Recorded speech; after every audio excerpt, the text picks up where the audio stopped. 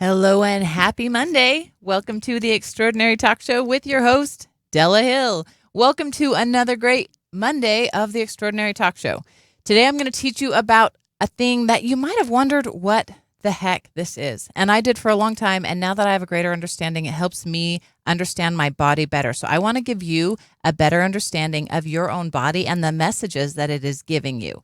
We've talked before about recognizing that your body is not you, that you are not your body, that your spirit lives inside of this physical body that you get to walk around in and use to touch and hear and feel and see and smell and use all of your amazing physical senses.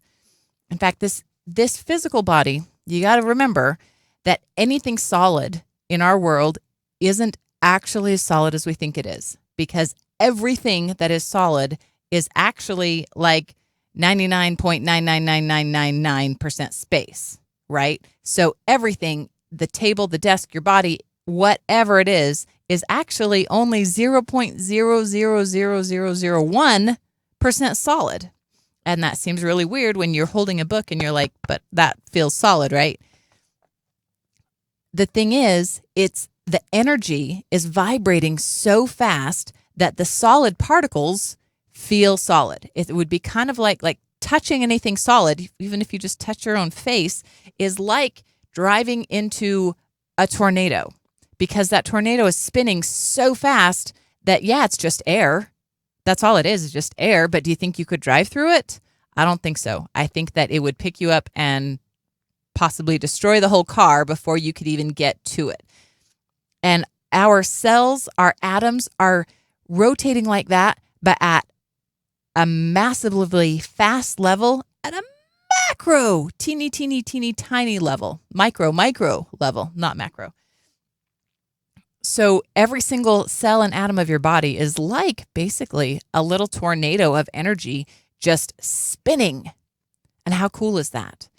And so it's really beneficial to understand that your consciousness and your body are two entirely separate things. But your consciousness does kind of live in your body, and they do affect each other. Your body also, like I was just saying, is energy. Every single atom in your body is spinning energy so fast that it's taking space and making it solid. How cool is that? The energy in your body, though, doesn't stop at the cellular level and at the micro level. The energy in your body is spinning through the whole size of your body and even beyond it. If you've ever been able to see chakras or know of people who can see auras, the auras that people see aren't right at the limit of the body, not within the body, it's around the body. So you can see the energy building up away from the body. The body itself is where that energy is spun so tight that it's solid, but that energy doesn't stop at the limit of the body. The energy continues. And one thing, and here's what we're going to talk about that's so much fun for me, is the chakras. We have in and around our body 7, actually, there's actually more, but we're going to focus on the 7 primary chakras or energy centers. There's a lot of people who recognize these as being real, medical doctors even, but yet they don't like to call them chakras because that sounds a little too woo-woo. So we can call them energy centers if that helps. However, the word chakra, though, the reason why that name matters is because chakra is Sanskrit for wheel, a wheel, W-H-E-E-L. Because each of these chakras in and around your body are constantly turning, are constantly spinning, just like that energy in every one of your cells. Your chakras are constantly turning as well. And so the wheel, each of your chakras kind of has a shape to it, but is also related to an area of your body. So I want to talk to you about these because when you understand these, it helps you understand so much about your body and the messages that your body is trying to tell you. Let's start at the bottom. The first chakra, and you might think that the first chakra would be at the top. It's not. The first chakra is the root chakra. And the root chakra is actually located in the bottom of the torso, right? In your very, very low belly. The lowest part of your belly is where the root chakra is located. And it's called the root chakra or the base chakra. And we do have colors that we relate to the chakras, but a lot of people sometimes might see their own chakras with different colors. So I'm going to tell you what colors are generally associated, but I'm even a little bit hesitant to do that because if I tell you that the root chakra is red, then you're probably only ever going to think of it as red. And perhaps to you, there's a different color that might speak more truthfully to you rather than red. So don't let that push you too much. And don't let that influence you too much. Remember, all of these things this is Della talking about things that Della thinks that she knows. I'm not telling you anything because I think that you must believe it. I'm telling you things to educate you, to give you information, to give you understanding. And then you can decide for yourself what you believe is true for you. When I first learned about chakras, I didn't necessarily believe that they existed. It was part of a system that I wanted to have greater understanding about. I wasn't sure it was true. I just wanted to understand it better. And as I learned about them and as I've learned more about the systems that they're related to, I do believe in them, not because it seems like a good idea, but because I can see how they all work together with the body. I can see how the body works with the chakras. And it all makes perfect sense. So I believe in these things now because I've seen the evidence of them. Not because I read a book, not because I watched a YouTube video or listened to a radio show like some of you are, but because I studied it and learned for myself. So I'm here to help you guys learn so that you can decide for yourselves what you believe is true or not. So the root chakra is located at the base of the spine. And if you know anything about Maslow's hierarchy of need, the Maslow's hierarchy of need actually goes along pretty well with the chakra system. Not perfectly well, but the basic ideas. For example, Maslow's hierarchy of need talks about we need safety and security before we need anything else, right? That correlates to the root chakra because the root chakra is about survival and stability, acceptance, self-preservation, deep-rootedness, perception, grounding, fear, and safety. It's also powerfully related to our contact with the earth. And by the way, guys, I'm currently reading to you from Soul Speak, The Language of Your Body by Julia Cannon. Julia Cannon is the daughter of my teacher, Dolores Cannon.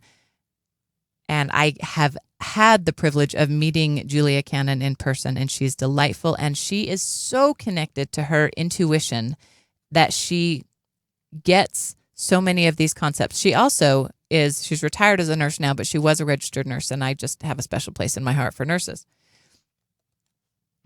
So the root chakra can be, like I said, correlated to the safety and security of Maslow's hierarchy of need. You got to start there. If you do not feel safe and secure, nothing else matters. All of the things that come up above on the hierarchy of need and all of the energy centers above that one are helpful, but if the bottom one, if the safety and security isn't in place, the rest are just not going to do their jobs the way that they should. They just can't, actually. So when your chakras are aligned, and each chakra needs to be clear and open on its own, and then all of your chakras should be ideally aligned together so that they're turning together. And you can kind of think of this in a way like a big machine, except a big machine that flows and changes and gets bigger and smaller and can't really be identified specifically. But if you think of it, the root chakra, which is at the base of your spine, as it's turning, it's going to kind of grab the chakra that's right above it, which is the sacral chakra, which it's the sacral chakra because it's the front of it is 2 inches below your belly button, and the back of it is at your sacrum, your very lower back. And this one is generally seen as orange and has a lot to do with sexuality, emotions, financial, creativity, codes of honor and ethics, and people's self-worth and their confidence. So you can kind of see how the two are related to each other, and how while one is red and the next is orange, they tend to blend into one another. And if one is doing well, then it's going to float off some of that positive successful well-being energy to the next one. So if your root chakra is turning at the appropriate rate that's the most profitable for you, because it's interconnected with the one right above it, it's automatically going to cause that one to turn. So as the sacral chakra is aligned with the root chakra and turning in a healthy manner, it's also going to grab the one above that, which is the solar plexus chakra, and as it's going to turn that one. So you see, if you can keep one, if you can keep the very, very bottom one of safety, security, comfort, all of those things healthy and running well and open and clear and turning as it should, it will help all of the others run clearly too. But if one, the same is true the opposite. If all of them are running really well and then one gets out of whack, it has a tendency to pull the others out of whack as well. But before it pulls the others out of whack, it's going to pull that specific area of the body out of whack. Your chakras are very much related to your energy and your emotion. So if you have a high feeling of confidence, if you have a high feeling of security, those chakras are going to be more aligned, more clear, more open. You can clarify your chakras through things like dancing and humming and meditating and chanting. The different chakras even have different sounds that are beneficial for them. You can always go with an ah or an om if you want to chant while you're doing a chakra meditation to help align and organize them. Let's keep going. Above the second chakra is the third one, which is the solar plexus chakra. And this one is 2 inches below the breastbone in the center behind the stomach. And this is also where you find truth. This is where I like to say your center of truth is located. Your solar plexus chakra has a lot to do with personal power, ego, passions, impulses, anger, and strength. But also related to that is that's also where you know truth. Because if you speak something that is true, you will know the truth of it by the feeling in your solar plexus and behind your solar plexus where this chakra is. If you speak something that is false, you will know it because you'll know that that feeling doesn't feel right. Because if your solar plexus speaks the truth, and if your mouth speaks something that doesn't equal what your solar plexus speaks, you'll feel the disresonance. You'll feel that those two things do not match. On the other hand, if you speak truth and it matches the truth that your solar plexus knows is true, you will feel the truth of that. You can test this. You can test this with simple things. I can put my hand on my solar plexus and say, my name is Della. I have a full confidence. There's no wobble. There's no teeter-totter. It's solid. I know that that's true. It's like your internal truth detector, okay? If I say, my name is Rhonda, it doesn't have the same feeling of confidence behind it, right? If I say, I love myself and I'm learning to love myself more. Oh, that feels good. That actually feels like really nice back there behind my solar plexus. If, on the other hand, I were to say something, and I don't even like saying this, but if I were to say something like, I'm not good enough, I always struggle, it's always going to be that way. Oh, that feels so heavy to me. For those of you that are listening on the radio and or through one of our many ways that you can listen to this through as a podcast without seeing the video, you might not get the full effect of that, because just saying that, it feels heavy behind my solar plexus, okay? It weighs me down to make that statement, and it doesn't feel clean. It doesn't feel clear to say something like that. But here's another thing. If I say, I have absolute and total complete love for myself and belief in my own abundance, that would sound like a really good thing to say, right? Except, here's the truth about me, guys. As much as I would like to have figured it all out, I haven't figured it all out. And that statement is only probably about 80% true based on my beliefs. I cognitively on a surface level know that that's true. But on a core belief level, where I doubt myself sometimes, or every day, or a lot, because I'm human too, some days more than others, and some days I don't doubt myself at all, and some days I doubt myself a lot. But that's where I feel that. When I make a statement like that, I can know how true that statement is by feeling behind my solar plexus. That's where your truth center is. And you will know the truth for things for you from saying them there. And it's really, really helpful when you're trying to, or when you're working to manifest things, because if you are wanting to manifest something and it hasn't manifested yet, that means that for whatever reason, you are not matching the full vibration of the thing that you're trying to bring to you. If you were already that vibration, it would be there. So you have to get yourself to that vibration. And this is the perfect litmus test, because you can say to yourself, like, let's say that you want to manifest $1 million. If you say, I am a millionaire, you'll be able to sense and feel from that center of truth behind your solar plexus how true that is for you. If that feels like baloney when you say it, you'll know you've got a ways to go before you can get to that full millionaire vibration. On the other hand, you might say, I am a millionaire, and it might feel really, really close. It might feel really solid, just not quite. And if that's the case, then wonderful. That means you're kicking butt, and just keep going and keep rocking that vibration. Keep tuning that vibration up and up and up and up and up, little bit by little bit by little bit, until you get to the full vibration, that full sensation, that full feeling of being a millionaire. And when you match that resonance completely, it cannot stay away from you. The strongest magnets in the world is what you become. When you match that resonance, you match the resonance of $1 million, and $1 million must come. That's how it works.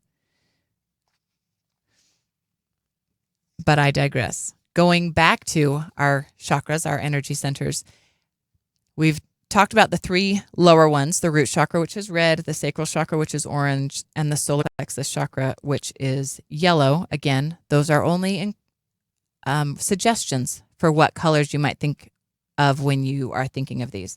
Next is, I don't know if it's fair to have a favorite chakra, but if I did, my heart chakra is my favorite. The heart chakra, and when I send out energy to people, I don't necessarily think of it as green, because sometimes the energy that I'm sending is going to be more yellow because it's more happy, or it's more blue because it's more problem solving. As I'm sending energy to people, I send it from my heart chakra, but that doesn't necessarily mean it's going to be a green type of energy. The heart chakra tends to be a green type of energy, but that doesn't mean that all of your energy that you create there will be. We had a whole show a few months ago on the heart chakra and how to tap into your heart during meditation, during prayer, to connect to what Greg Braden calls the divine matrix. And when you're able to do that, when you're able to meditate and focus your locus of concentration through your heart chakra, through your heart is the key that connects you to the divine matrix, to your vortex, to where all of everything that you've ever dreamed of is, and to your truest, deepest intuition. The heart chakra is also the center or the seat of the emotions. All of your chakras have to do with emotion, but this one is where the emotions are carried the strongest and focused the strongest. It also has to do with, obviously, the physical parts of the body that are there. And if I haven't clarified, if your specific chakra or energy center is out of alignment, it's going to cause, or has the potential to cause, illness, which is the opposite of wellness, in that area of the body. For example, if your root chakra, which is the very first one, related to survival, stability, and acceptance, you got to understand that the root chakra is also related to the body parts, including the hips, legs, lower back, and for men, the sexual organs. So if your root chakra is out of alignment, you're going to have problems with those physical areas. And one perfect example for this is specifically for men who do not feel secure, who do not feel that their survival and stability is actually stable, because the root chakra is related to men's sexual organs. It's very common for men who feel insecure to have sexual problems. Shocker, right? That's not a big surprise. And in the heart, if your emotions, because your heart chakra is the center or the seat of all your emotions, if your emotions aren't clear, if your emotions are really confused, that's going to cause problems with the area related to the heart chakra, which includes obviously the heart, but also the lungs, circulatory system, shoulders, and upper back, and the thymus gland too. If your heart chakra is out of alignment or blocked, you might feel sorry for yourself. You might be paranoid or indecisive. You might be afraid of letting go or afraid of getting hurt, or especially you might feel unworthy of love.